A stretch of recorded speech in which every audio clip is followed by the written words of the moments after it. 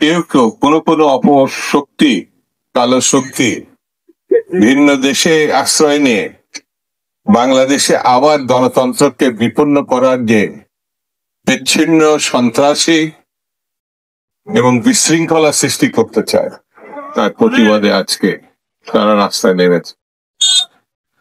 কবি সাহিত্যিকরা আজকে থেকে না, ব্রিটিশ ভারতের সময় থেকেই স্বাধীনতার জন্য, মানুষের অধিকারের জন্য যুগে যুগে তারা কাজ করছে। আমাদের মধ্যে এই বাংলাদেশে, এই ভূখণ্ডের আশেপাশে না, সারা ভারতবর্ষেই শুধু কবি না, সাহিত্যিক না, গণতান্ত্রিক লড়াকু সংগঠনগুলোর সঙ্গে কবি সাহিত্যরা একাত্মত ভাবে কাজ করছে। ভাষা আন্দোলনে, পরে মুক্তিযুদ্ধে, তারপরে 54 বছর ধরে গণতন্ত্রের জন্য কবি সাহিত্যিকরা লড়াই করছে। আমি তাদের সেই লড়াইয়ের প্রতি কৃতজ্ঞতা জানাই, সালাম জানাই।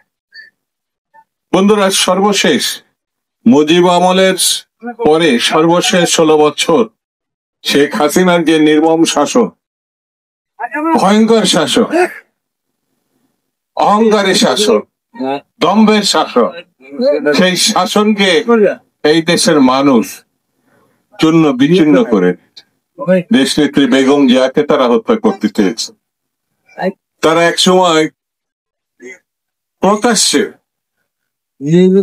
জবরদস্তি প্রধানমন্ত্রী সেজে এইরকম মারাত্মক কথা সাবেক প্রধানমন্ত্রী বেগম খালেদা জিয়ার সম্বন্ধে বলবে কেউ, এটা আমরা ভাবি না। মরে না কেন? কি ভয়ঙ্কর, কি অশ্লীল, কি দম্ভ শেখ হাসিনার এই ভক্তি তার পরিণতি ডেকে এনেছে। তার যে পরিণতি, এটা সময়ের প্রতিশোধ। সে এখন যেখানে আছে, ইতিদাসের মতো, আশ্রিতার মতো, এটাই তার আসল জায়গা, আসল ঠিকানা। কেউ যদি মনে করে পার্শ্ববর্তী দেশ থেকে এই দেশ দখল করবে, এগুলো ভাবনার মধ্যেই থাকে। কারণ বাঙালি এবং বাংলাদেশিরা বীরের জাতি। বাংলাদেশিরা কখনো কারোর কাছে মাথা নত করেনি। সে পাকিস্তানি অথবা স্বৈরাচারী শাসক, এটা কখনো তারা সহ্য করেনি, কখনো তারা এটা মেনে নেয়। যে জাতি রক্ত দিতে পারে, জীবন বিপন্ন করে উৎসর্গ করতে পারে, যে জাতির শিশু, কিশোর, তরুণরা বিদ্রোহী হয়, সেই জাতিকে কেউ কখনো পদানত করতে পারে, এটা ভাবা কোনো কারণ নেই, চিন্তার কোনো কারণ নেই। এই দেশেও সেটা হয় না। একটু আগে যেসব বক্তারা বক্তৃতা করেছে, আমি তাদের সঙ্গে একমত।